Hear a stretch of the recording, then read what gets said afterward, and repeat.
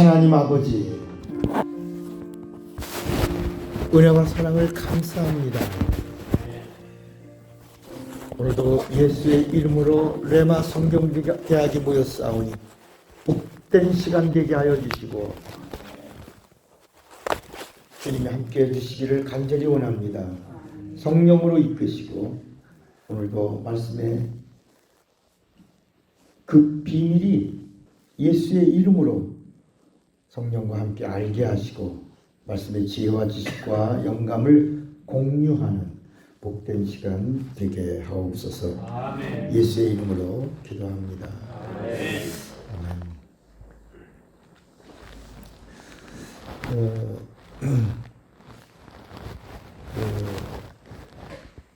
얼마 전에 우리 강원도 이런 전국적으로 산불이 많이 나요, 그죠? 산불이 많이 나는 거 보고 여러분들이 좀 의아하게 여기지 않았어요? 왜 갑자기 전국적으로 산불들이 나고 있을까? 그 원인이 뭘까? 그런데 그 뉴스에 막 불타는 것만 보여준 게 아니라 원인을 얘기해 주면서 어느 한 곳에 변압기 이야기를 탁 보여주는 장면이 하나 나와요. 그죠? 변압기 그래서 안전기 이렇게 해서 변압기는 아닌데. 잠깐 전기와 연결되어 있는 변압기의 안전 장치의 그 부분의 결함으로 인해서 일어난 화재. 근데 우리 이제 그것 때문에 이제 전국적으로 엄청난 산야가 불에 탔고 난리가 났었죠. 그러니까 뭘까?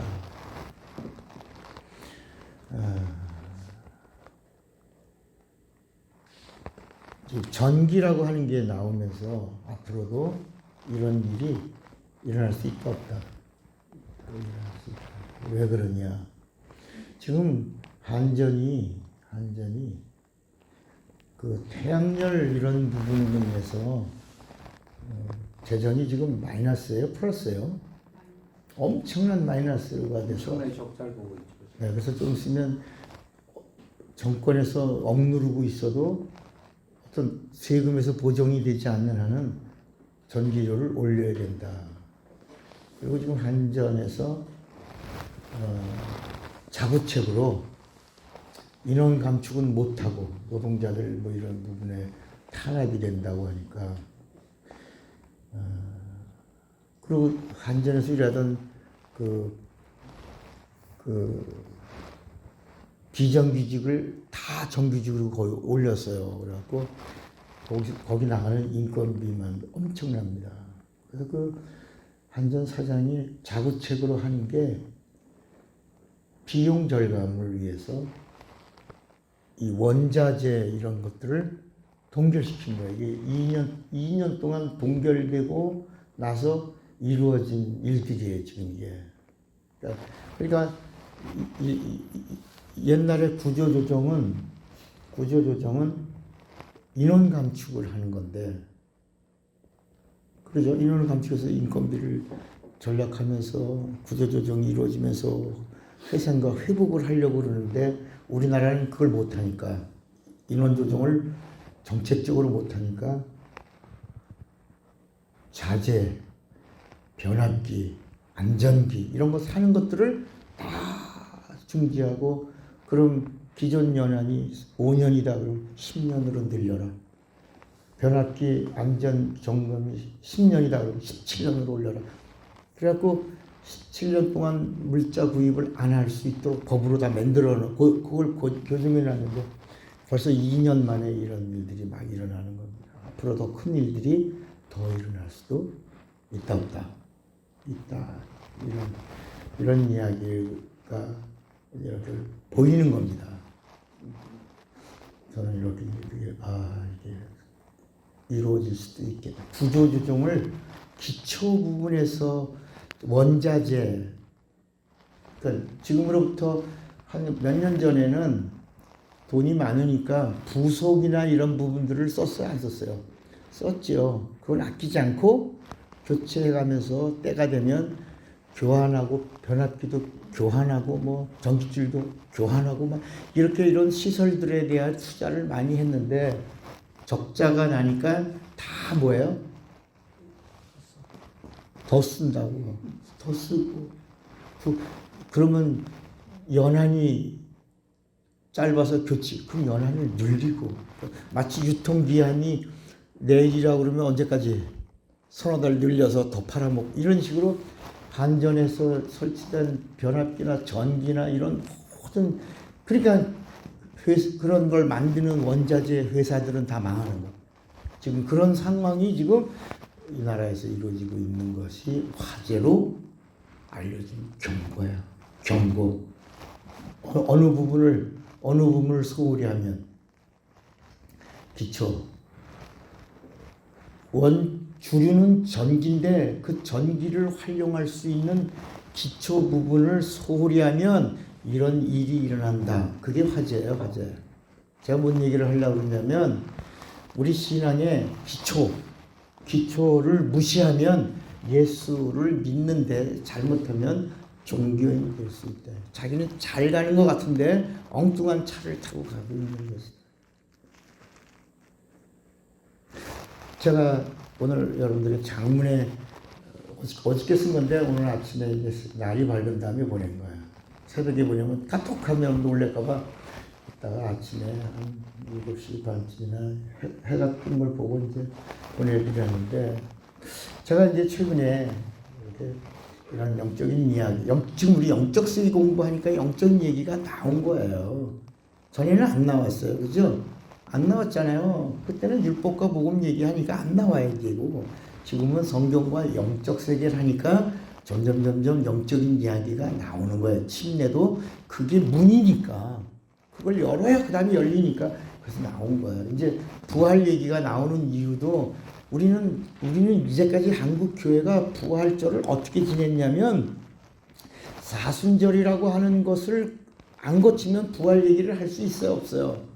없었죠. 사순절 이야기를 하고 고난을 이야기해야 부활을 얘기했잖아요. 그래서 지금 나도 몰랐어요. 지금 사순절 기간인지도 몰랐는데 어제 우리 교육자 회의가 있어서 갔더니 기도하는 사람이 탁 나와서 마이크 잡고 사순절 몇째 주간입니다. 그러더라고. 깜짝 놀랐어. 야, 지금 그런 기간인가 보구나.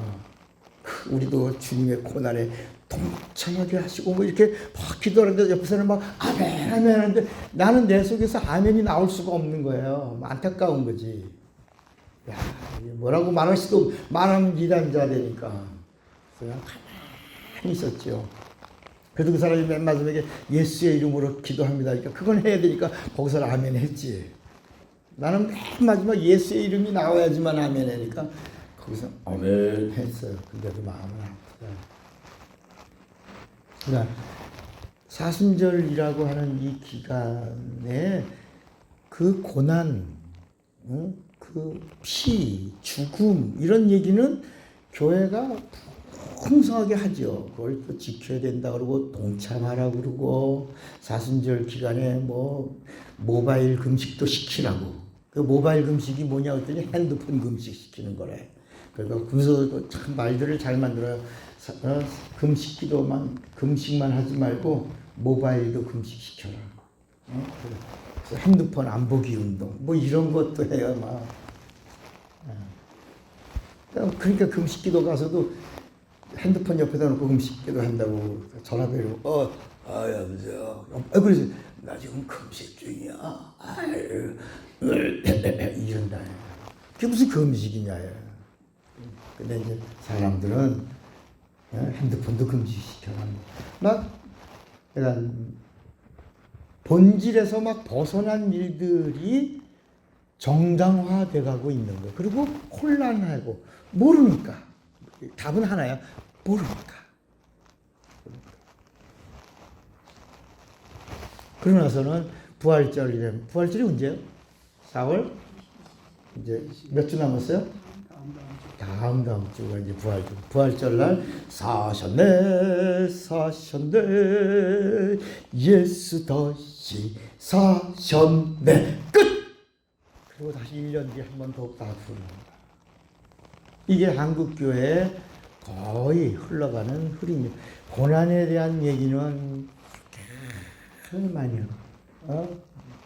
마지막에 우리 기독교는 부활이 생명이고 부활이 능력이고 우리는 부활이 복음인데 부활이 진리고 그런데 부활 얘기는 1년에 한 번만. 그래서 부활절로 찬양은 잘 몰라 사람들이. 가르쳐줘야 알아. 근데 고난에 대한 얘기는 하도 많이 불렀으니까 안 보고도 다 이렇게 부를 수 있다. 고개를 껐덕껐덕거리면서. 그러니까 우리가 옷을 입어도요. 우리가 지금 창세기 부분의 이야기를 가끔 하고 있는 것도 뭐냐면 창세기 부분은 하나님의 의도의 시작이에요. 옷으로 말하면 단추의 첫 단추. 그리고 창세기가 시작이라 그러면 요한계시록은 뭐예요? 마침표야. 마지막이야. 근데 옷을 입는데 단추를 잘못 꿰었어. 그러면 마지막에는 안 맞는 거야. 옷은 입었는데 삐뚤어지는 거야. 옷 매무새가 예쁘게 돼야 되는데 잘못된 거야.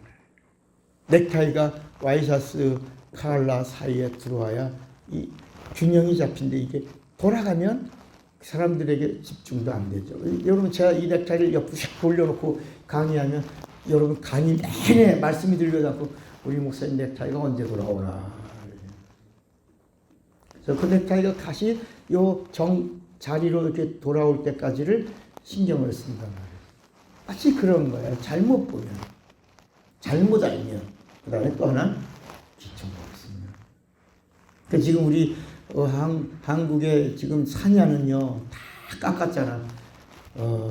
외국에서 태양열 이런 거 하는 거는 사막, 이렇게 아름다운 자연을 훼손시키지 않고 있는 그런 상황에서 태양열 이런 걸 만드는데 우리나라는 멀쩡한 산을 깎아서 그리고 그 태양열을 만들 때 쓰는 화학약품이 한번 땅에 떨어지는 순간에 그 땅은 다시는 회복이 불가능한 그런 아주 저주받은 땅이 된다는 겁니다.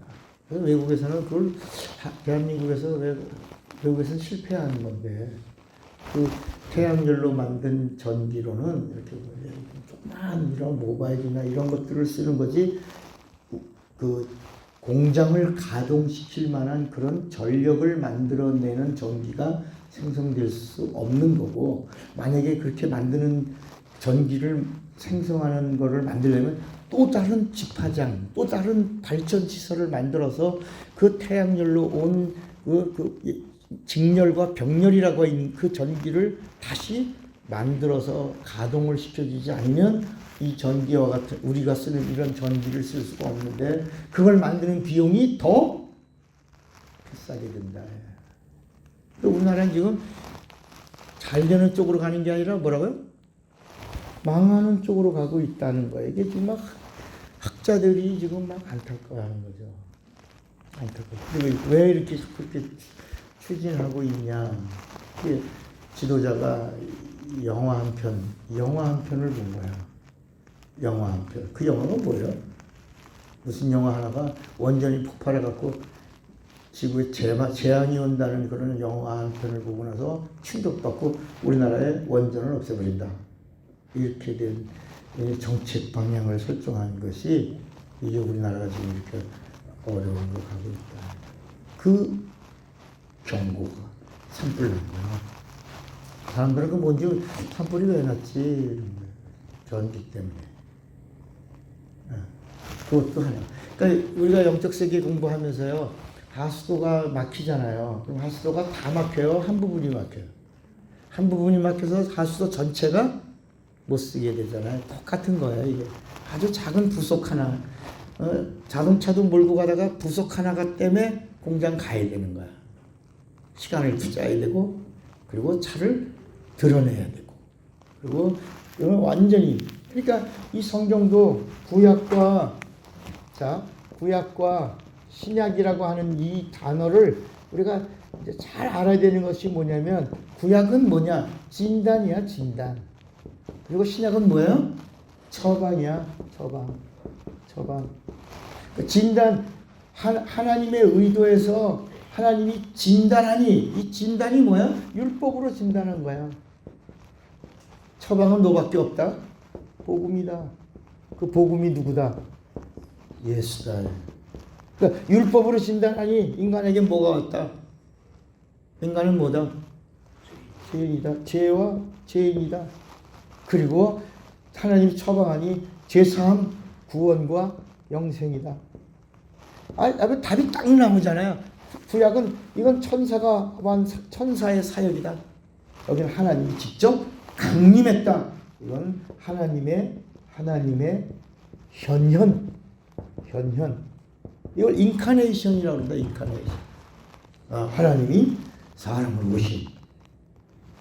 그러니까 여기는 그래서 이걸 뭐라고 부르냐? 이건 그림자라고 그러고, 그림자라고. 이거는 뭐라고요?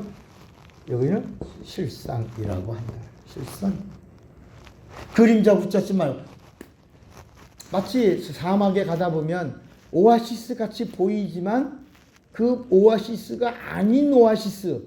그걸 따라가면 죽어. 거기를 뭐라고 부른다고요? 신기루. 신기루야.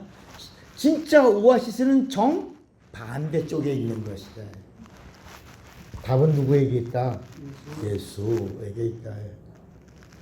그러면 오늘 이제 우리가 생명과 부활에 대한 이 영적 세계를 열면서 우리는 1년에 한 번만 부활을 얘기하는 자가 되면 안 된다.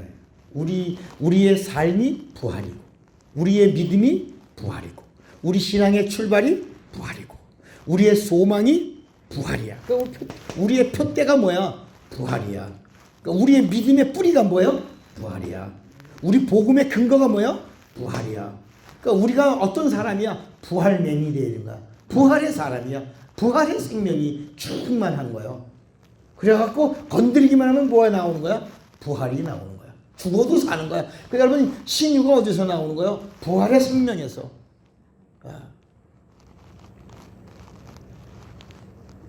이게 우리 안에 능력이 돼야 되는데 우리가 고난이 복음이죠. 고난은 복음 아니에요. 고난은 복음을 향해서 가는 과정 속에 있는 거예요. 물론 예수의 피가 복음이죠. 예수 생명이니까. 그런데 예수님이 그 피를 흘리러 가는 그 고난은 복음이 아니라. 이것도 이해가 잘 안 되죠. 예수님이 하신 건 다 복음인데 예수님이 다 이루었다 하시고 부활하신 다음에 비로소 믿음이라고 하는 단어를 쓰셨다. 따라합시다. 부활을 믿어야 믿음이다. 그러니까 부활이 뭐다? 그럼 이 얘기가 어디 있냐 말이야. 이 말씀이 어디 있어요? 마가복음 16장 16절에 있는 거야. 그럼 목사님 부활이 왜 믿음이에요? 그냥 예수 믿는 게 믿음이죠. 자, 우리 한번 또 그럼 찾으셔야 돼. 자꾸 찾아서 남들과 조금 다르게 봐야 돼. 자꾸 그렇구나 이렇게. 마가복음 16장 16절에 14절이구나. 죄송합니다. 16장 14절에 14절 마가복음 16장 14절 그 후에 11 제자가 음식 먹을 때 예수께서 그들에게 나타나사 그들의 뭐가 없는 것? 믿음이 없대. 그러니까 이거야. 부활을 믿지 않으면 믿음이 있다 없다? 없다. 부활이 없다. 완악하다. 그 이유가 뭐냐? 이는 자기가 살아난 것을 본 자들의 말을 믿지 아니함이러라. 그러니까 여러분 부활을 믿는 믿음이어야 진짜야. 아멘입니까? 그러니까 우리 기독교인의 옷은 부활이라고 하는 옷이어야 돼. 우리 기독교인의 생명은 율법이라는 옷이 아니고 부활이라고 하는 그 옷을 입어야 이게 복음이야. 여러분 귀신이 왜 절망하는 거야? 뭐가 없어서. 부활이. 천사가 왜 우리를 부러워하는 거예요? 부활이 있어서.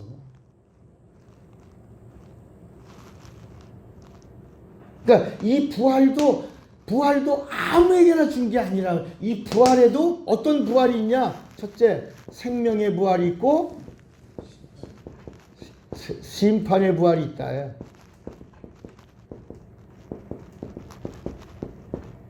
요거는 선을 행한 자고 요건 악을 행한 자야. 이 말씀이 어디 있어요? 요한복음 5장 24절이 아니고 자, 요한복음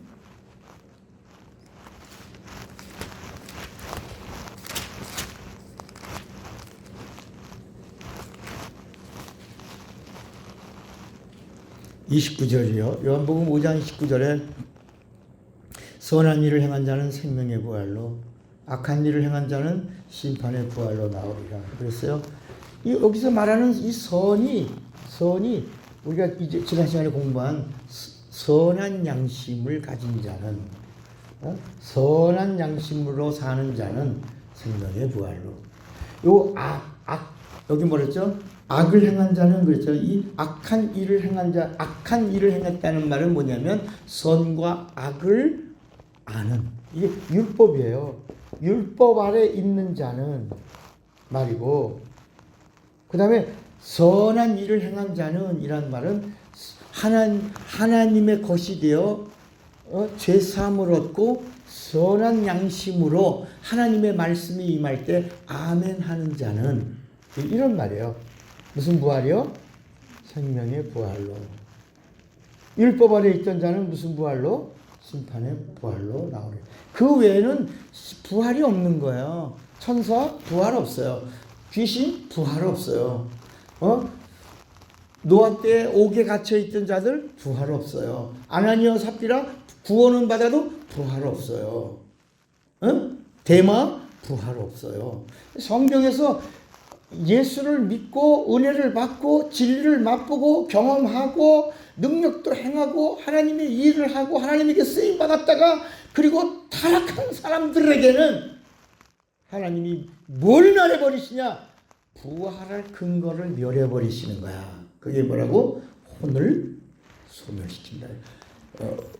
그러니까 성령을 소멸치 말며 라고 할 때 그 말씀은 성령이 주시는 영감을 말하고 있는 거고, 히브리서 6장과 히브리서 10장에 말하고 있는 하나님이 멸하신다. 마태복음 13장에 이런 성령 회방한 자들은 하나님이 멸하시리라 할 때 그 멸하신다라고 하는 말은 뭘 못하게 하신다. 여기 봐요. 뭘 못하게 하신다. 이거를 여러분들이 알고 나면 이거 굉장한 거죠. 사실 이렇게 말씀을 듣고 나고 나면 일반 다른 말씀들을 잘 못 들어요. 진술을 들으니까 그러니까 이제 이해가 되는 거야. 아나니아 삽비라 구원 받는다 못 받는다? 받는다고.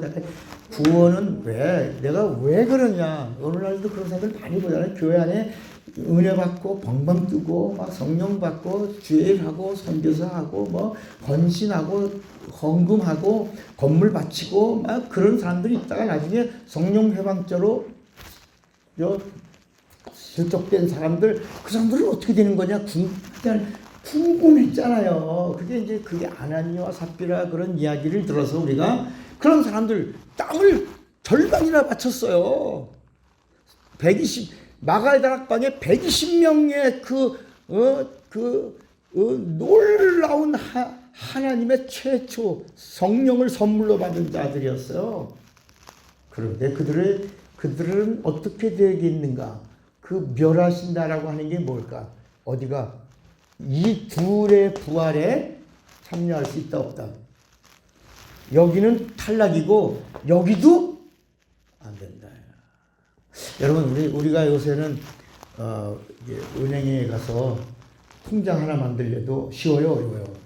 어렵죠. 어렵잖아요. 통장 하나 만드는데 교회 통장 하나 만드는데요 3시간 걸린다는 게 말이 돼 이게? 3시간 걸렸어요 진짜. 얼마 전에 우리 교회 통장 하나 만들어야 되겠다고 만드는데 무려 2시간 반 다 해서 결국 왔다 갔다 하면 4시간 들은 것 같아요.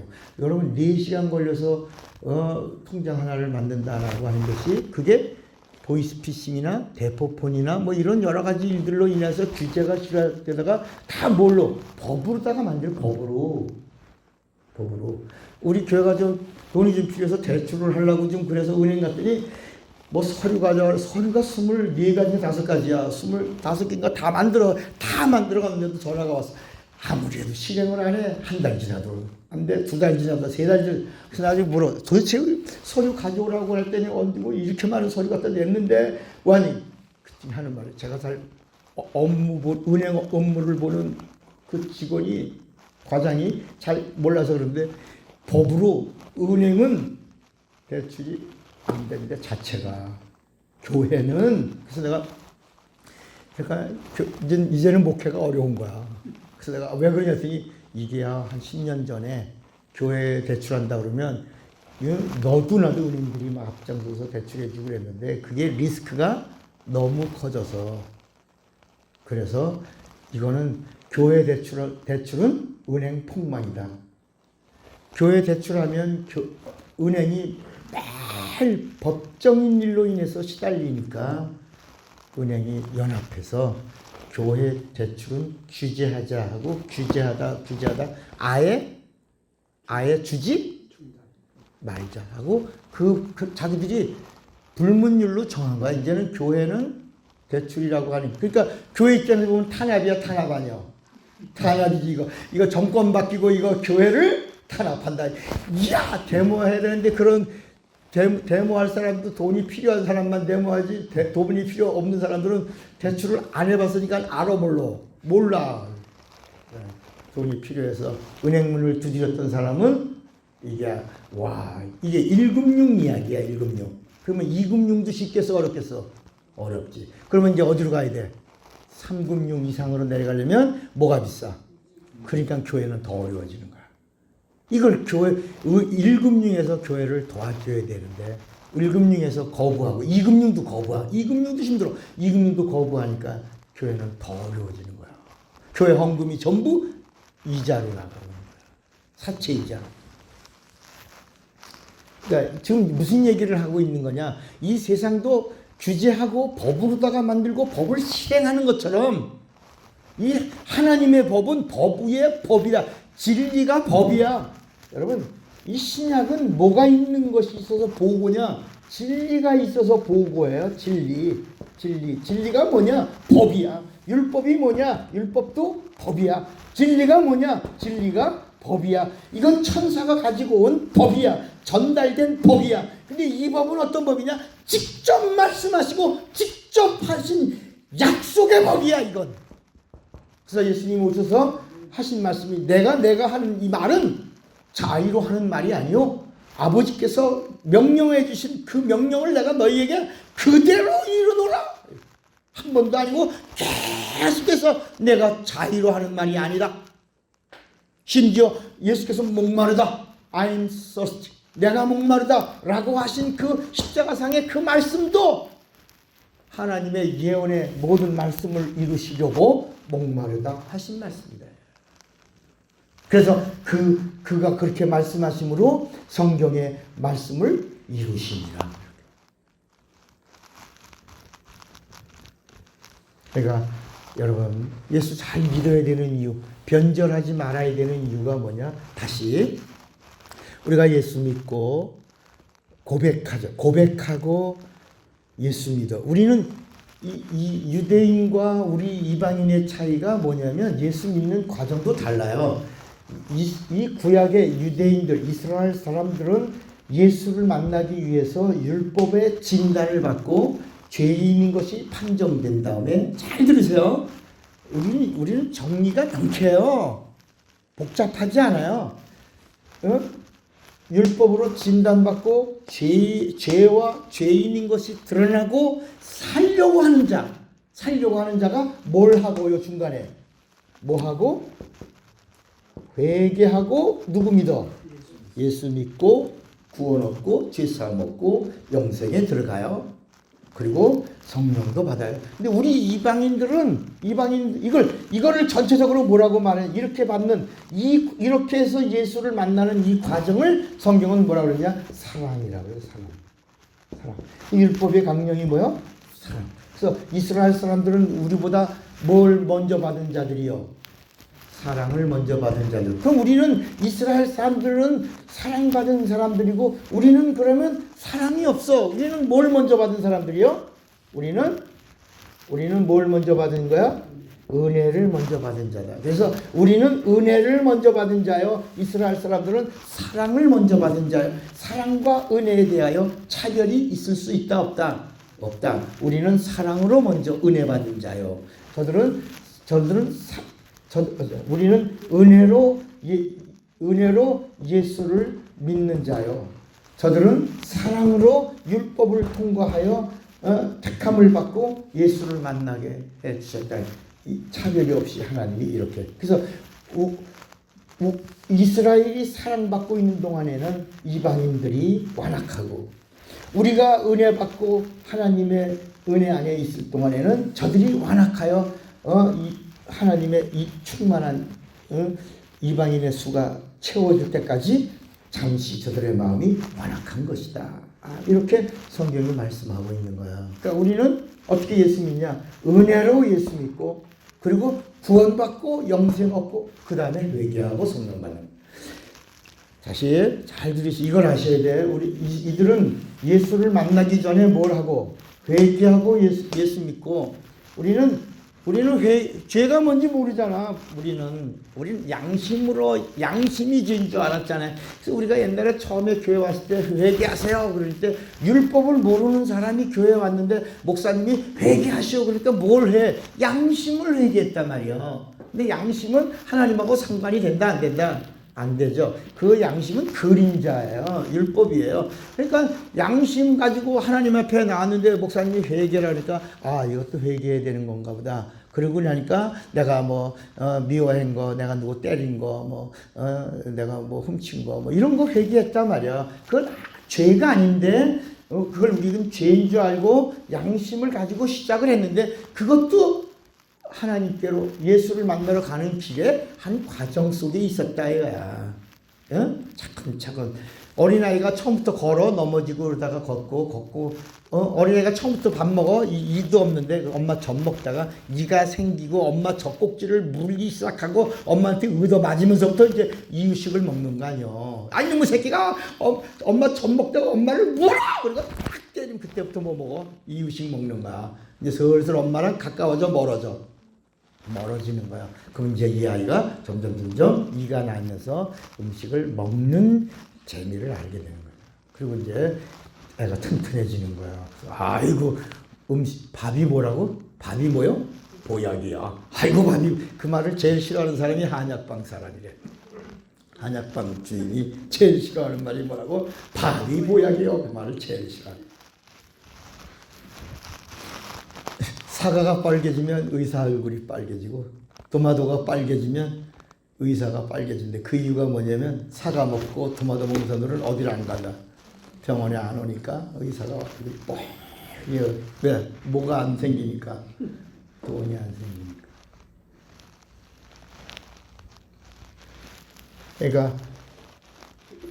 그러니까 우리는 이게 은혜가 얼마나 엄청난 거예요. 우리는 아무것도 모르고 그분의 은혜로 예수 믿고 제사 먹고 구원하고.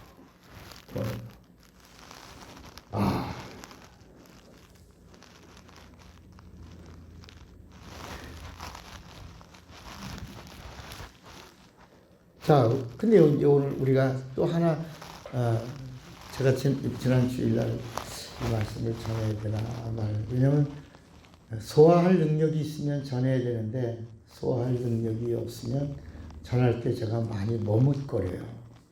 말씀을 전하다가 이렇게 보면 감지하잖아요. 제가 이렇게 보잖아요, 여러분들을. 근데 여러분들이 막 은혜 받고 사모하고 받아들이면 더 깊은 말씀도 주고 싶어서 막 그러는데 어떤 부분에 걸려가지고 여러분들이 넘어가지 못하면 제가 멈춘단 말이에요. 돌아간단 말이에요.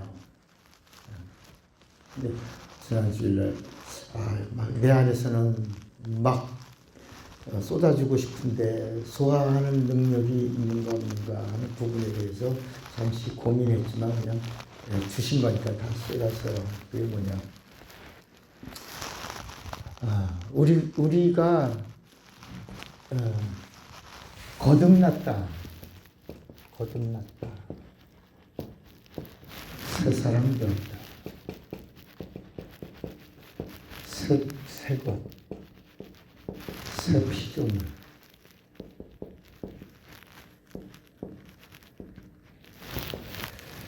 하나님의 자녀. 이런 단어를 우리는 어디다 썼어요? 예수에다가 썼어요? 성령에다가 썼어요? 솔직하게. 어디다 썼어요?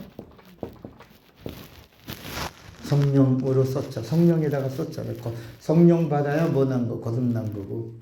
성령 받아야 새 사람, 새 피조물이고. 성령 받아야 하나님 자녀고 그랬잖아요. 그런데 여러분, 지난 시간에 우리가 침례를 배우면서 예수의 이름을 믿고, 예수를 믿고 예수의 이름으로 침례를 받으면 무슨 침례라고 그랬어요? 처음에는 이해가 안 갔죠. 예수의 침례로 죄사함 받고 성령 침례로 이렇게 얘기했어서 우리는 예수 이름의 침례가 있고 성령 침례가 따로 있는 줄 알았었어요. 이제까지. 그런데 우리가 이제 차근차근 침례에 대한 강의를 10번째 할 때 9번부터 시작했어요. 9번 할 때까지는 그 얘기를 제가 안 하고 있다가 다시 한번 테이프를 들어보면, 파일을 들어보시면 8번까지는 이 얘기를 안 했어요. 그러다가 9번, 10번째 이 부분을 집중적으로 하면서 내가 여기 우리 장로님한테, 장로님, 장로 안수를 누가 줬어요? 성령이 주셨다고 그랬다. 목사 안수를 누가 줬어요? 사람이 세웠지만 누가 줬어요? 성령이. 그래서 침례 요한이 뭐라고 그랬냐면, 나는 물로 침례를 주지만 내 뒤에 오시는 이 예수는 무슨 침례 주시는 분이다? 성령 침례를 주시는 분이다. 그러면서 예수님이 마지막에 승천하시면서 성부와 성자와 성령으로 침례를 주라. 그래서 그 침례가 바로 무슨 침례다? 성령 침례다. 우리가 사람이 예수의 이름으로 목사 안수를 주지만 우리가 누가 주신 침례를 받았다. 누가 주신 안수를 받았다. 성령이 세우시고 성령이 우리를 기름 부으셨다. 이렇게 말하는 것처럼 예수의 이름으로 침례를 받으면 무슨 침례 받은 거다? 성령 침례 받은 거다. 이거 믿으시죠? 우리가 이거 공부했으니까. 예수의 이름으로. 근데 뭐 반드시 뭐야? 믿고 예수의 이름으로 침례 받아야 성령 침례지. 믿지 않고 교회 다니는 사람이 그냥 침례 받으면 그건 의식을 받은 것이다. 의식. 그래서 마가복음 16장 10절에서 마가복음 16장 16절에 믿고 침례를 받는 자는 구원을 얻을 것이요, 믿지 않고 침례를 받은 사람은 뭐라고요? 정죄를 받으리라 그랬어요. 그러니까 정죄를 받는다는 말은, 그러니까 믿고 침례를 받은 자는 이 자리에, 믿지 않고 침례를 받는 자는 이 자리에. 이해가 되시겠어요? 여러분, 그래서 우리가 교회 예배 속에 사도신경이라는 그 고백을 하면 안 되는 이유가, 그 말을 하는 순간 하나님과의 관계에서 탈락. 다시 말하면 이렇게 법으로 너는 아니다라고, 난 너 모른다라고. 그러니까 나는 너를 모른다. 아무리 외쳐도 거기다 하나 더 들어오는다. 뭐지? 뭘 하면?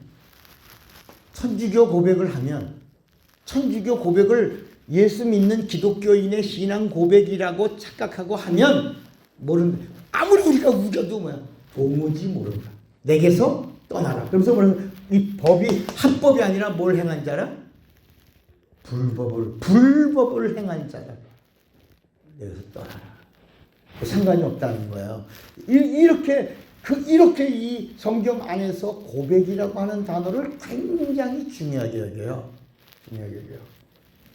그러니까 우리가 지금 부활에 대한 이 이야기를 나누는데, 이 부활은 예수님이 우리에게 주신 어떤 한 가지를 통과하지 않으면 이 부활을 말할 수 없다. 뭘 통과하지 않으면, 뭐하고 연결짓지 않으면, 부활과 침례를 연결하지 않으면, 이거를 동일하게 여기지 않으면 부활이 없는 거예요. 그러니까 내가 침례받았다는 말은 내가 뭘 할 수 있는 자가 됐다. 부활하는 자가 됐다. 내가 침례받았다? 난 부활하는 자다. 그런데 여기서 하나 더, 성령의 보증을 받았다. 그러면 생명의 부활에 참여하는 것이다. 근데 내가 성령의 보증을 받지 못했다. 그러면 여기 심판의 부활에 참여하는 자가 되는 것이다. 그런데 이 구약에도 하나님이 행하신 수많은 표적들이 있어요.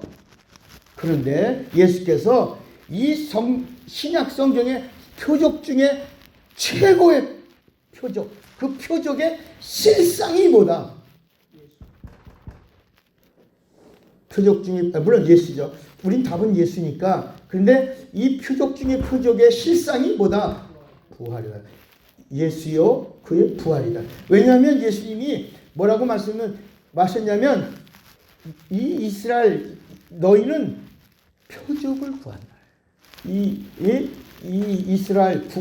이스라엘 사람들을 향하여 하는 말이, 너희들은 표적을 구한다. 그럼 내가 너희에게 보여줄 표적은 하나밖에 없다. 뭐밖에 없다? 아니, 여기 요나의 표적. 요나의 표적. 이것이 어디로 간다? 부활. 우리는 요나의 이야기가 하나의 스토리, 큰 고기 이야기, 그리고 요나에게 말씀이 임하고, 그리고 니느웨에 사흘길을 다니며 40일 후에는 니느웨가 망하리라. 그러면서 뭐하라? 회개하라 라고 외쳤을 때, 그리고 요나는 그걸 믿었어, 안 믿었어? 안 믿었어요. 왜냐하면 요나는 선택이라고 하는 이 부분에 아주 추천하는 사람이에요. 이스라엘의 선지자 중에 정말 아주 빨갱이죠, 빨갱이. 구원은 누구에게만 있는 거야? 선택된 이스라엘에게만 있는 걸로 있는 거야. 근데 하나님이 외치라고 하니까 외친 거야. 선한 양심을 발동해서 하나님의 말씀이 임했고 전하라고 하시니까 전한 거야. 사흘 동안 전한 거야. 회개하라. 회개하지 않으면 40일 후에 망하리라 라고 전했어. 그러면서 이제 산 위에 올라가서 뭘 했어? 망하나? 안 망하나? 하나님의 말씀이 실행이 되나 안 되나? 그걸 지켜보리라 라고 하고 보고 있었어요. 믿었다는 말이요? 안 믿었다는 말이요? 절대로 안 돌아올 거라고. 그런데 놀라운 일이 일어난 거예요. 이 선지자의 말에 니느웨 사람들이 웅성웅성 하더니 이게 왕에게까지 보고 왕이 묻냐, 회개하지 않으면 니느웨가 망한답니다. 그러니까 왕부터 옷을 찢은 게 아니라 죄를 뿌린 게 아니고 진짜 죄 위에 들어놓은 죄라고 하는 말은 I am nothing, I am nobody라는 말이야. 나는 없다는 거야. 회개는 건요, 없다는 거야. 죽었다는 거야. 그 왕부터 어디까지 금식을 지켜? 짐승에게까지 이르기까지 전 온 백성이 다 뭘 받고? 전도를 받고 회개한 사건이 일어났다.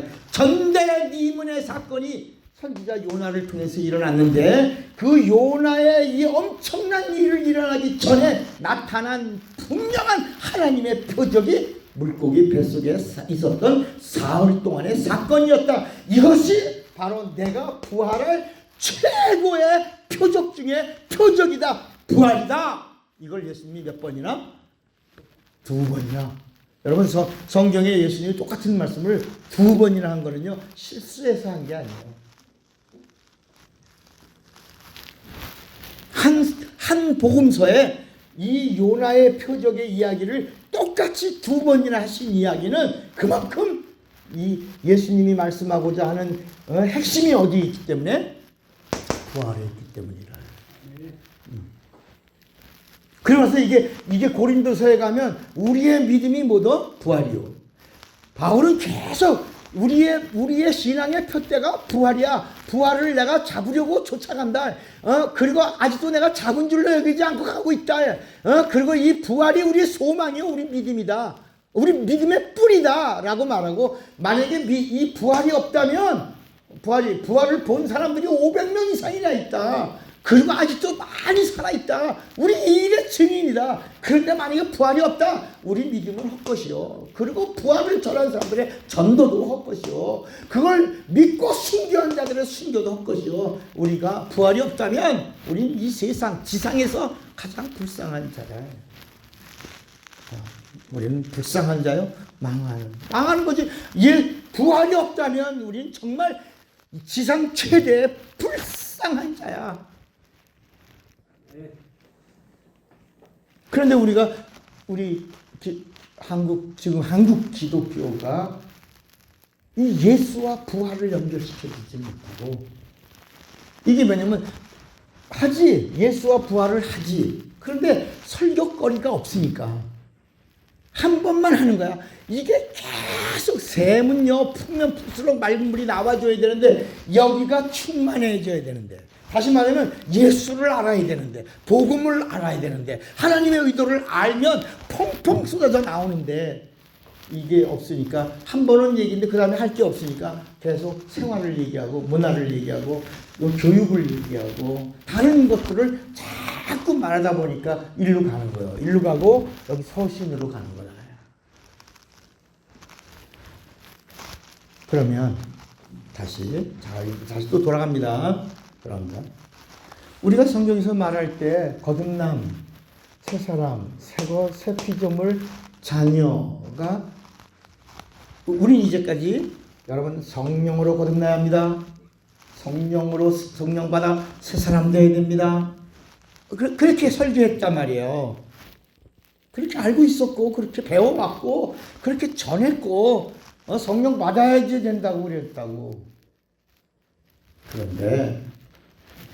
그런데 예수와 침례와 성령이라고 하는 이 부분을 잘 알고 정리하고 나면, 무릎을 한번 쳐보세요. 아하 하고 시작. 아하. 한 번만 더 쳐봐. 시작. 아하. 이 단어가 얼마나 소중하고 귀하고 그리고 복된 단어라고 하는 걸 알게 됩니다. 제가 침례라고 하는 우리 영적 세계, 이 성경과 영적 세계 처음을 얘기하면서 침례 얘기를 하고, 저는요 잘 몰랐어요. 침례, 감리교는 세례 주는 거고 침례를 모르고, 감리교 목사들하고 모여서 공부하다가 침례가 굉장한 거네. 이거 계명이네, 약속이고, 이거 우리 세례 받았잖아 다. 거기 있는 목사들 다 세례. 야, 우리 침례 받으러 가야지. 그래서 침례 받으려고 강가를 수원에서 공부해갖고 수원에서 강가를 찾다가 저 안성강 지나서 이렇게 해서 가다가 저 제천강까지 갔다고 그랬잖아요. 근데 야, 우리가 이 침례 성경을 처음으로 실행하는데 우리가 그냥 침례 받을 수 있냐? 여러분, 침례 공부하고 나니까 어떤 집사님을 하면 이렇게 알고 나면 한 번 더 받고 싶어요. 더 받을 수 있는 게 아니야. 이거는 한 번으로 끝나는 거야. 또 어떤 사람은 또 이 침례를 가르쳐 주니까 이스라엘 가면 나 이스라엘 요단강에서 받아볼래. 또 이런 사람도 있어요. 그런 게 아니라 이거는. 그래서 그 침례를 받기 위해서 자갈밭에서 정말 기도를 1시간 가까이 정도 하고 침례 받고 나온 다음에 또 그때 감격해서 울면서 막 또 1시간을 또 자갈밭에서 기도했어요. 그래서 저는 그 습관이 그게 돼갖고 교인들한테 침례 주기 전에 꼭 교육을 시켰어요. 아주 몇 시간을 교육시키고 바닷가에서 침례, 강가에서 침례 이렇게 했죠. 근데 침례를 할 때마다 놀라운 일들이 막 안경을 벗지요, 뼈가 벗지요, 불치병이 낫지요, 막 이런 것들을 경험하면서 이 침례가 더 깊은 내용이 있을 거다라고 막 궁금해하고 있었던 거예요. 이게 이제 얼마 전에 우리가 이제 수련회에서 이제 이렇게 풀어지게 된 거예요. 그 저한테 온 영감을 대해서 이렇게 말씀드린 거예요. 그래서 저는 10번 강의로 침례가 다 끝났다라고 생각한 거예요. 이제는 하나의 침례의 한 부분이 완성됐다. 침례가 구원의 뭐예요? 표고. 침례가 뭐예요? 믿음의 뿌리예요. 그죠? 그래서 침례 믿고 침례 받으면 구원을 얻으리라. 이렇게 했던 이 침례는 바로 무엇이냐? 예수님이 오셔서 예수님이 받으신 요한에 또 뭐가 있었어요? 요한에 뭐가 있었어? 자, 요한의 침례가 있었고 예수의 침례가 있었어요. 요한의 침례는 요한복음 1장, 누가복음 1장에 나오고 있고 예수의 침례는 누가복음 12장 51절에 내가 받을 침례라고 얘기했단 말이에요. 그러니까 요한의 침례, 이건 요한이야. 요한의 침례를 예수님이 받으시면서 구약을 완전히 세상 죄를 다 짊어지신 거야. 다시 말하면 예수님의 그 근본, 아브라함의 자손, 다윗의 자손, 요셉의 아들이라고 하는 세상의 모든 신분을 다 장사 지내고 예수님이 요단강에서 나오실 때는 하나님의 아들의 신분으로 공적 생애를 시작하는 출발이 요한의 침례였다야. 그래서 예수님이 요단강에서 딱 나오는 순간 신분이 하나님의 아들이요 그리스도가 되니까 무슨 문을 여는 거야? 마귀가 갖고 주관하고 있던 그 문 앞에 서서 문 열어라, 문 열어라. 그러니까 마귀가 이 문을 여는 자는 누구다? 그리스도다. 네가 그리스도냐? 그리스도여든. 이 문을 열 수 있는데 그리스도냐? 그리스도냐? 3번이나 그걸 성경은 성령에 이끌려 시험 받으러 광야로 가사. 또 다른 마가복음에는 성령이 내모라. 또 다른 식의 성령 충만하여, 성령에 이끌리어 이렇게 표현한단 말이에요. 그래서 예수님이 그 문을 열고 난 다음에 이제 문 열어라 하고 문을 완전히 연 다음에 완전히 이 세상 임금을 심판했다. 이게 이제 요한복음 16장 9절부터 10절, 11절에 심판에 대하여라 하문 하고 성령이 가르쳐 주는 거야. 저를 믿지 아니하며 다 이루시고 끝나신 그분을 믿지 아니하며 의대로 하면 그가 가시니 다시 보지 못할 것이요. 심판에 대해서는 세상 임금이 벌써 심판을 받았느냐 이렇게. 성령이 알려주시면서 보내. 그런데 그 다음에 단어가 아니고 지난 시간에 공부한 거야. 그 다음에 단어가 뭐냐? 알게 해주시리라고 하지 않고 뭐라고 그랬다고요? 가르친다라고 그러지 않고. 여러분 요한복음 16장 9절에 죄에 대하라 하면 저희가 나를 믿지 아니하며 의에 대하라 하면 저가 간이 다시 보지 못할 것이요. 심판에 대하라 하면 세상 임금이 벌써 심판을 받았느니라 하면서 이에 대하여 뭐라 했죠? 세상을? 아니요. 이거 책망하리라고 그랬잖아요. 거기 아니 자 저 보세요. 찾아보지는 않겠습니다. 왜 죄에 대하여 의에 대하여 심판에 대해서 그냥 알게 해주겠다 이렇게 얘기하지 않고 책망하리라 하셨을까? 그래서 그 지난 시간에 왜 요한복음 16장에 성령이 오셔서 알게만 하고 가르쳐 주기만 하신 게 아니라 책망이라는 단어가 거기 왜 들어갔을까? 그래서 어린아이가 칼을 들었을 때 엄마는 그 아이를 사랑하지만 그 칼을 뺏으면서 이놈의 시각! 너 이 칼 갖고 있으면 사람 다쳐. 칼! 위험해. 엄마가 책망하듯이 칼을 뺏고 무섭게 야단을 치는 이유는 뭐 때문이다? 사랑 때문이다. 성령이 오셔서 이제는 예수님이 오셔서 모든 걸 다 끝냈는데 너희가 지금 다시 이 율법이 죄에 대하여 의에 대하여 심판에 대하여 율법 때문에 죄에 대하여 의에 대하여 심판을 아는 거예요. 그러니까 율법을 지키면 의롭고 율법으로 거룩해진다라고 율법으로 구원받는다고 하고 율법으로 의로워진다라고 하는 사람들에게 성령이 오셔서 예수님이 오셔서 그걸 다 이루셨고 이제는 예수 믿는 것이 예수 믿지 않는 게 죄요 예수가 의요 그리고 또 하나 세상 임금인 마귀가 뭐라고? 심판 받았으니 이젠 율법 잡지 말고 이 칼을 잡지 마라. 여기는 이 칼은 아무 능력이 없다. 예수의 검에 여기에 생명이 있고 능력이 있다. 무섭게 책망하리라고 말씀하는 거예요. 그런데 아직도 자꾸 이를 돌아가려고 하는 사람들이 있어서 누가 책망해? 성령이 지금도 책망하신다. 그래서 로마서에 보면 말할 수 없는 탄식으로 성령이 우리를 위하여 친히 간구하신다라고 할 때 그 책망이에요. 그게 책망. 자, 그러면 다시 우리가 이제까지 쓰던 성령 받아야 거듭납니다. 성령 받아야 새 사람 됩니다. 성령 받아야 새 피조물입니다. 근데 솔직히 말해보자고. 자, 다 내려놨어요. 성령 받은 사람이 새 사람으로 살아요? 성령 받은 사람이 새 것처럼 살아요?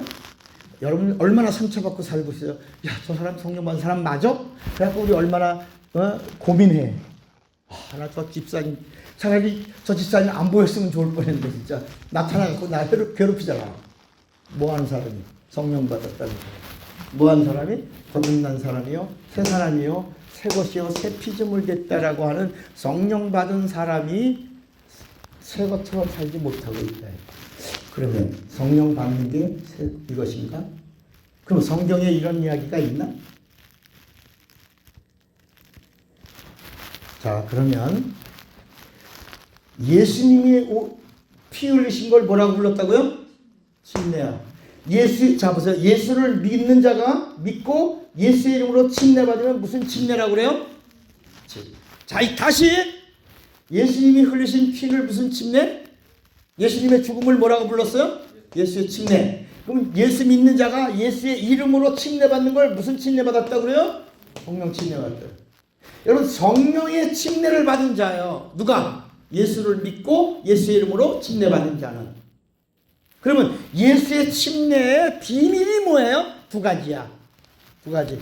예수의 침례의 비밀이 우리 지난 시간에 예수의 죽음에도 죽음이 있고 피가 있다고 그랬잖아요. 그래서 예수의 죽음은 어떤 일을 행하셨고 마귀를 진멸. 예수의 피는 무슨 일을? 율법을. 그래서 지난 시간에 우리가 예수의 죽음에 대하여 두 가지. 하나는 죽음. 물론 피도 죽음이지. 예수의 침례가 죽음이 있고 피가 있어. 그 죽음은 무슨 일을 자유케 했다고?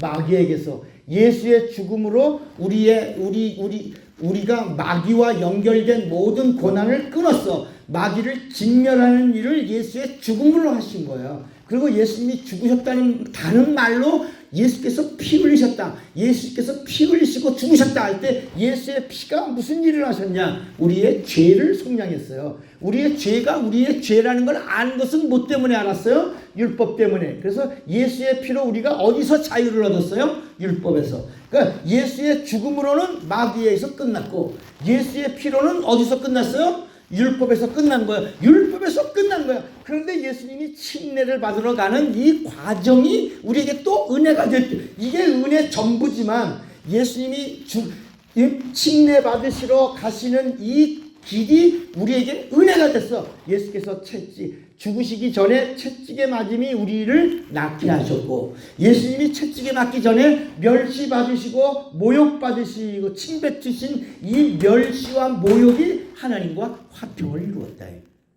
아멘입니까? 예. 이렇게 예수님의 침례를 이렇게 여기 부족함이 있어요, 없어요? 여러분, 예수님이 받으신 침례에 부족함이 있어요, 없어요? 모자람이 있어요, 없어요? 근데 오늘날 많은 사람들이 뭐냐면 예수님이 하신 일에 조금 뭐가 모자라서 성령이 오신 줄로 아는 거야. 다시 예수님이 이루신 침례는 완전한 거야. 완전한 거야. 다 이루신 거야. 여러분, 극장에 가서 끝 그러면 일어나 안 일어나? 여러분, 비행기가 공항에 이제 타고 가다가 딱 공항에 도착했습니다라고 하고 딱 띵띵 소리가 나고 문이 열리면 내려야 돼, 안 내려야 돼? 배 타고 가다가 목적지 왔는데도 나 안 내려 그럼 바보가 어디 있어요? 비행기나 배나 자동차나 버스나 기차는 목적지까지 안내해 주는 수단이야. 다 목적지에 오면 내려야 되는 거죠. 영화가 끝나면 불이 켜지고 일어나야 되는 것처럼 예수께서 침례를 받으심으로 두 가지를 다 이루었어. 그 하나가 뭐냐? 예수님이 침례 받으시고 하신 일이 뭐야? 예수님이 침례 받으시고 하신 일이 뭐야? 죽음과 부활이야. 그러니까 여러분 예수님이 하신 침례 받으시고 무슨 일을 하셨냐? 뭐를 이걸 다 지금 이 예수님이 받으신 이 침례를 죽음으로 다 이루시고, 그러니까 우리도 예수의 이름으로 받는 성령 침례를 받으면 예수의 죽음과 함께 뭘 하냐? 뭐래? 연합해요. 여러분 우리가 예수의 이름으로 받는 침례는 무슨 침례라고? 다시 무슨 침례라고? 성령 침례야. 부족해요? 안 부족해요? 안 부족하죠. 이제 먹구름이 사라져야 돼. 뭐 싹 날아가야 돼. 예수의 이름으로 받는 침례. 예수께서 이 침례를 성부와 성자와 성령의 이름인 예수의 이름으로 받으라. 이 예수의 이름으로 받는 침례는 성령의 침례요. 성령의 침례에는 부족함이 있다 없다? 없다. 하나님의 약속의 완전함이요, 하나님의 약속의 실행이요, 하나님의 뜻에 온전히 이루심이라야. 그러니까 예수의 이름으로 침례받는 순간 성령 침례받은 자가 되고, 동시에 우리가 예수님의 죽음에 연합하고 예수님의 부활에 연합하는 거야. 그래서 뭐가 되냐? 연합하여 뭐가 되는 거요? 하나가 되는 거야. 누구하고? 예수와 뭐가 돼? 하나가 되는 거야. 이 침례를 통해서 연합하여 옛사람이 죽고, 자 봐요. 옛사람이 죽고 예수와 연합하여 어디에? 생명의 부활에 참여하는 이 하나된 사람을 가리켜 뭐라고 부른다? 거듭난 사람이라고 부른다. 우리 이제까지 성령 받아서 거듭났다라고 말했는데, 그렇게 말해서, 물론 그건 무슨 얘기냐면 예수 믿는 사람들이 뭘 안 받으니까, 성령을 안 받으니까. 성령 받으셔서 거듭났어요. 성령 안 받아서 그래요. 성령 받으셔서 성도 됐어요. 성령 받으시고 방언하세요. 성령 받으시고 새 사람 되셔야죠. 이렇게 우리가 설명하는 게 틀려요, 안 맞아? 틀려요, 맞아? 맞지? 맞기는 하지. 그런데 애기한테 할 때 뭐라 그래요? 아휴, 어른 되면 다 알아. 그래, 좀 더 커봐. 그러니까 아이에게는 그 얘기를 다 해줄 필요가 있어, 없어? 없으니까 그냥 예수 믿는 사람들에게 아유, 성령 받으세요. 거듭나야 돼요. 성령 받고 거듭나야 돼요. 아유, 성령 받고 새 사람 되지 않으면 이거 아유, 안 돼. 이거 풀 수가 없어. 뭐 이렇게 보편적으로 얘기했어요. 그런데 따라합시다. 몰라서 그냥 말한 거야, 이렇게. 모르니까. 근데 지금 우리는 이걸 이렇게 이 침례에 담긴 이 비밀에 부족함이 있다, 없다? 없다. 예수님의 침례에 부족함이 있다, 없다? 없다. 하나님이 이루신 완전한 사실이야. 다 이루었다 하셨어. 다 이루셨다. 그러니까 우리가 예수의 침례를 믿고 받으면 새 사람이 된 거야. 새 것이 된 거야. 옛사람을 함께 장사 지내서 예수님하고 뭐가 됐어? 여기 봐요. 연합하여 뭐가 됐어? 여러분, 침례가 진리여 진리가 아니여. 진리여 진리가 아니여. 진리야. 복음이요 복음이 아니여. 복음이야. 그러니까 여러분, 성경은 뭐라 하냐면 진리로 뭐가 되게 하옵소서. 하나. 그러니까 여러분, 하나 침례받아 연합하여 예수와 하나 된 사람을 뭐라고 부르냐? 너 옛사람 아니야. 아브라함의 사람 아니야. 이스라엘 사람 아니야. 너 뭐야? 새 사람이야. 너 새 사람 된 거야. 새 사람이야. 새 사람은 새 것이야. 새 것이야. 그리고 새 피조물이 되어 그분의 것으로 사는 거야. 그러면 성령이 하시는 일이 뭐냐? 고린도 후서 5장 5절 다시 읽겠습니다. 그럼 고린도 후서 5장 5절에 자, 고린도 후서 5장 5절에 이렇게 말씀하는 거야. 곧 이것을 우리에게 이루게 하시고 보증으로 성령을 우리에게 주신 이는 누구다? 그러니까 성령이 하시는 일은, 여러분 보세요. 성령은 우리를 거듭나게 해주는 게 아니라 거듭난 사실을 뭐 해준다? 이제 우리가 제대로 아는 거야. 성령은 보증해 주시는 거야. 성령이 하시는 일은 뭐라고? 너 거듭났구나. 너 예수와 연합하여 하나 됐구나. 너 진짜구나. 너 믿음의 사람이구나. 이렇게 성령은 보증해 주시는 거야. 자, 고린도 후서 1장 21절 한번 더. 고린도 후서 1장 21절 우리를 너희와 함께 그리스도 안에서 굳건하게 하시고 우리에게 기름을 부으신 이는 누구? 하나님이시니. 22절 다 같이 시작. 그가 또한 우리에게 인치시고 보증으로 우리 마음에 성령을 주셨. 자, 보세요. 성령이 하시는 일을 우리는 거듭나게 하는, 거듭남은 예수를 믿고 예수의 이름으로 침례를 받아 성령 침례를 받은 자는 연합하여 죽음과 부활에 연합하여 하나가 된 이 세상과 전혀 속하지 않는 자이자 예수의 기쁨으로 기뻐하고 예수의 생명으로 생명을 얻고 예수를 아버지라고 우리가 고백할 수 있는 이 사람이 거듭난 사람이요. 이 거듭난 사람을 성령이 진짜구나. 너 새 사람이구나. 너 거듭났구나. 너 이제 자녀됐구나. 너 이제 하나님의 것이구나. 그러면서 보증해 주시는데 뭐로? 성도로. 성령의 내주는 보증이야. 새 사람이 된 보증이야. 그러니까 성령 받아서 거듭나고 성령 받아서 새 사람 된 게 아니라, 새 사람은 뭘 받아서? 예수의 이름으로 침례 받아서 연합하여 하나 돼서 옛 사람을 장사 지내고 예수와 연합하여 부활에 참여한 이 확실한 사실을 믿고 알고 경험한 자가 새 사람이요, 새 것이요, 새 피조물이요. 이 사실을 성령이 내주하셔서 진짜구나, 참이구나, 사실이구나, 너구나, 자녀구나, 이렇게 성령이 인정해 주신다. 아멘. 아멘입니까? 근데 우리 왜 이런 얘기를 못 들었었냐 말이요.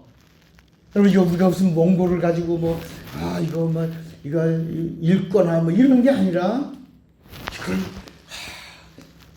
고민하고 이게 뭔가 하나 열려야 되는데라고 할 때, 저는 침례가 끝난 줄 알았는데 새 사람 거듭남이라고 할 때, 우리 이제까지 예수가 부족하고 성령이 오신 건 줄 알았던 거야. 그래서 사도행전 19장에 이 고넬료의 가정의 사람들이 먼저 뭘 받아? 성령을 받아.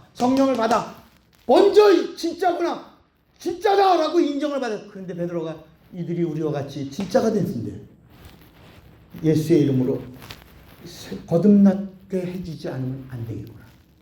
어찌 이걸 우리가 안 하려, 피하려. 그래서 예수의 이름으로 침례를 주니라. 이해가 되시겠습니까? 그만큼 그러니까 성령 받았으면 침례 생략할 수 있어, 없어요? 있지. 우리가 생각할 때는 성령 받았는데 침례 안 받아도 되겠지. 근데 성경은 그렇게 말하는, 반드시 침례로 뭐 해야 된다? 연합하여 예수님과 하나가 돼서 뭐가 돼야 된다? 거듭난 자녀가 돼야 된다. 그러니까 우리는 성령 받아야 자녀라고 생각했어. 그런데 뭐하고? 침례 받아야 자녀 되는 거고. 그래서 니고데모가 어떻게 해야 거듭나는 겁니까? 라고 말하니까 예수께서 물과 성령을 하지 아니하며, 알겠죠? 그러니까 우리는 그 말에 어린아이 수준에서 본 거야. 물과 성령 할 때 물은 빼고 성령으로만 얘기하니까 성령 받아야 이렇게. 성경은 그게 아니야. 예수님 말씀은 물로 연합하여 물로 하나 되어 거듭나 자녀되고 성령으로 뭘 받으면 하늘이 보일 것이요, 천국이 보이어 천국이 들어갑니다. 이 문제가 되신 요한복음 3장 3절과 5절을 반복하여 하신 말씀이 뭐냐면, 물침례가 먼저야. 물과 성령으로야. 그러니까 물로 하나 되고 성령으로 뭐 받고? 않지. 그러면 보일 것이요, 5절에 들어간다. 거듭남이 뭐라고요? 거듭남이 성령에 있어요? 침례에 있어요? 그렇지. 오늘 이제 내가 이거 침례 완결편 같이 난 지난번이 완결인 줄 알았는데 완결은 오늘이 또 완결이야. 몰라. 이거 하나님 말씀은 나도 몰라. 주시는 대로 전하는 거니까. 얼마나 놀라. 여러분 이런 말씀을 어디 신학교에서 배워요? 어디 누가 가르쳐줘요? 어디 인터넷에 있어요? 뭐가 있어요? 이거는 그래서 내가 이런 영감의 폭포수 같이 임한 거를 왜 이루어졌는가 그랬더니요, 30년 넘도록 매주 시기 집회 나가면서 기도 없이는 시기 집회를 못해. 제가요. 그러니까 걸어다니면서 예수가 내 구주, 예수 내 생명, 운전하면서도 예수가 내 구주, 예수가 내 생명, 이번에 이루어지는 이번 주에 가는 교회에 하나님 일해 주세요. 하나님 함께 나를 쓰세요. 나를 쓰세요. 그러니까 가면서 나를 쓰세요. 나를 쓰세요. 나를 쓰세요. 영감을 내 할멈이라고 부른 적이 없어요. 내가 영감을 그러면 그렇게 해서 한 주간 동안에 집회를 하는 거야. 매주 이런 식으로 살았어. 신학교 가기 전에 성경을 67독을 했고, 이렇게 이 끝없이 이렇게 하는 어느 날, 오늘날 이걸 알게 해주신 것이다. 그래서 그 과정을 제가 이렇게, 그리고 제가 그래도 살아있으니까 한국교회 묵도라고 하는 단어 그걸 없애는데 1등 공신했고, 대안의 언어를 내놔라 그래서 다 같이 조용한 기도하심으로 이렇게 합시다. 그래서 예배 시간에 조용한 기도하심으로 예수의 이름으로 예배드립니다. 이걸 만들었다. 이렇게. 그러니까 차목사라는 사람이 존재했으니까 이런 일들이 일어났다. 어떤 사람이 똑똑한 청년이 있었어요. 똑똑한 천재라는 이 청년이라는 친구가 교통사고로 눈을 실명했어. 젊은 나이에. 그래갖고 이 친구가 자학하고 막 고통받으면서 고통 속에 살았어요. 그러다가 사람들 피하고 소경되고 나서 그러다가 이 사람이 어떻게 인도를 받아서 하나님을 알게 됐어요. 믿고 이제 하나님을 믿으니까 이끌려서 맹인들 모임에 간 거예요.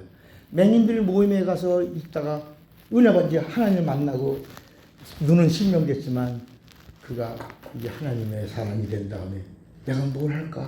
이 사람 천재 같은 재능을 가진 사람이에요. 이 사람이 내가 이 맹인들을 전 세계 맹인들이 수백만 명이 있다는 걸 알고는 자기가 이들에게 복음을 전해야 되겠다. 그래서 만든 게 점자 성경이야. 이 사람이 눈이 멀쩡히 그래서 돈 벌어갖고 천재적 기능을 가지고 다른 짓 했는데 교통사고로 눈이 실명된 다음에 괴로워하고 고민하다가 하나님 만난 다음에 자기가 이 점자를 발명해갖고 점자 누르는 거 있잖아요. 그래갖고 점자 성경 만들어갖고 복음을 전한 사람. 이 사람 이름은 내가 몰라 누군지. 그러니까 여러분 우리가 지금 이 스몰 그룹 많은 무리들이 모이지 않지만 이렇게 여러분들이 들을 수 있는 것이 복이요. 또 나중에 파일로 함께 나누며 들을 수 있는 사람들이 복이요.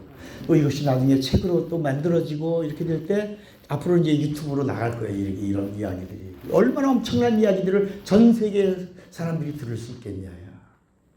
들을 수 있는 귀가 복이 있다. 그래서 하나가 딱 열린 거야. 내가 가장 궁금했던 게 뭐냐면 신학교 2학년 때였어요. 내가 신학교 2학년 때 바티칸 궁에서 한 서류가 나왔다는 거야. 로마 바티칸 궁에서 서류가 발견했다. 그때 그걸 쓴 그 책을 보급했던 쪽 책을 하나 보급해서 서달성인가 그런 사람 있나요? 뭐 어떤 서달성 목사라는 사람이 있어. 그분의 쪽 복음을 딱 봤는데 그 사람이 온 정보 속에 뭐가 있었냐면 바티칸 궁에서 발견된 서류가 그 최근 거지. 그 당시 내가 신학교 때 거니까 그 전에는 한 5천만 명이라고 그랬는데 그 사람이 내놓은 정보는 6,800만 명이 침례 때문에 순교했다. 우리나라는 거의 다 세례받고 막 이러는데 왜 침례 하나 때문에 6,800만 명이라는 사람들이 순교할까? 우리 신앙의 선배들이. 그리고 그 다음에 제가 이제 터키 바울의 선교 지역을 다 여행했어요. 이스라엘 갔어요. 그 다음에 또 이 성지순례 또 했어요. 몇 번 가면서 하나 깨달은 건 뭐냐면 지금은 이제 예수 믿는 사람들이 없어. 다 씨가 말라서 다 멸절했어. 그 일곱 교회 속에 있던 수많은 크리스찬들의 씨가 다 말라버렸어. 없어. 지금은 전부 회교로 바뀌고 다 그래. 무슬림 하겠단 말이야. 자, 그러면 그 6,800만 명이 하나님의 은혜 속에 있었던 종자씨들 아니었는가? 뭘까? 고민하고 있었는데 이게 딱 정해. 야, 이걸 알면 죽을 수 있어 없어?